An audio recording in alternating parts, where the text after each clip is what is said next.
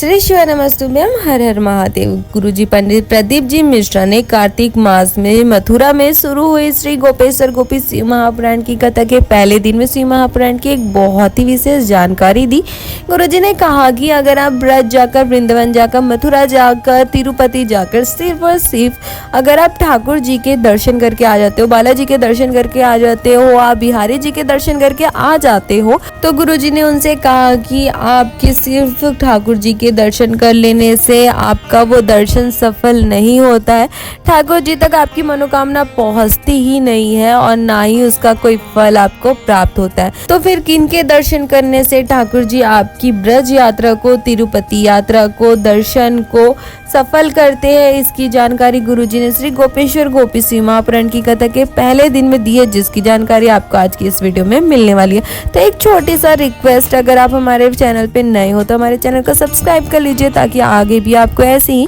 गुरुजी द्वारा बताए गए शिव महापुराण के विशेष व्रत नियम उपायों की जानकारी के साथ साथ गुरुजी द्वारा शिव महापुराण की कथा में बताए गए उपयोगी बातों की भी जानकारी आपको ऐसी ही मिलती रहे, जो आपके लिए बहुत ही उपयोगी है। तो चलिए वीडियो को शुरू करते हैं। अगर आपने सब्सक्राइब कर ही लिया है तो थोड़ा सा लाइक और शेयर भी वीडियो को जरूर कर दे, ताकि आपके परिवार वालों को या अन्य शिव भक्तों तक भी ये शिव महापुराण की विशेष जानकारी पहुंच सके।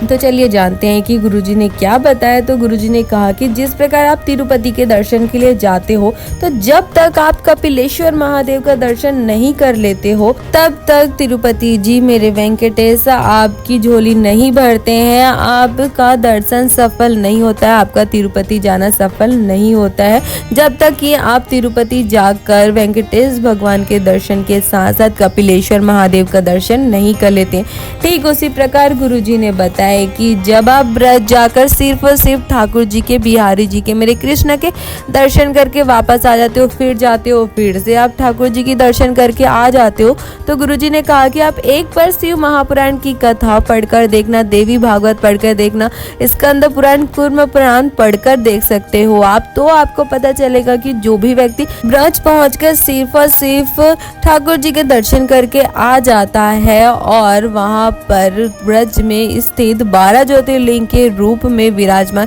भूतेश्वर, गोपेश्वर, अश्वेश्वर महादेव का दर्शन नहीं करता है, तो ठाकुर जी उसकी ब्रज यात्रा सफल नहीं करते, उसकी मनोकामना पूरी नहीं करते, उसकी झोली नहीं भरते और ना ही उसका आना सफल होता है। जब आप ब्रज में स्थित किसी भी शिव मंदिर में जाकर शिव जी का दर्शन करते हो, 12 ज्योतिर्लिंग के रूप में विराजित भूतेश्वर, गोपेश्वर, अश्वेश्वर महादेव के दर्शन करते हो और शिव जी पर मात्र एक लोटा जल चढ़ाते हो, तो ही शिव महापुराण की कथा कहती है कि आपका ब्रज यात्रा सफल होता है। ठाकुर जी आपकी यात्रा सफल करते हैं, आपकी खुद झोली को भर देते हैं, आप जो भी मनोकामना मांगते हैं उसे ठाकुर जी मेरे महादेव पूरी कर ही देते हैं और आपके बिना झोली भरे वो आपको भेजते ही नहीं है। गुरुजी ने कहा है कि जब भी आप ब्रज यात्रा में जाए, ठाकुर जी के दर्शन के लिए जाए या तिरुपति जाए, तो आप इस बात का विशेष स्मरण रखें कि आप शिव जी के मंदिर जाकर शिव जी पर एक लोटा जल अवश्य चढ़ाए, ताकि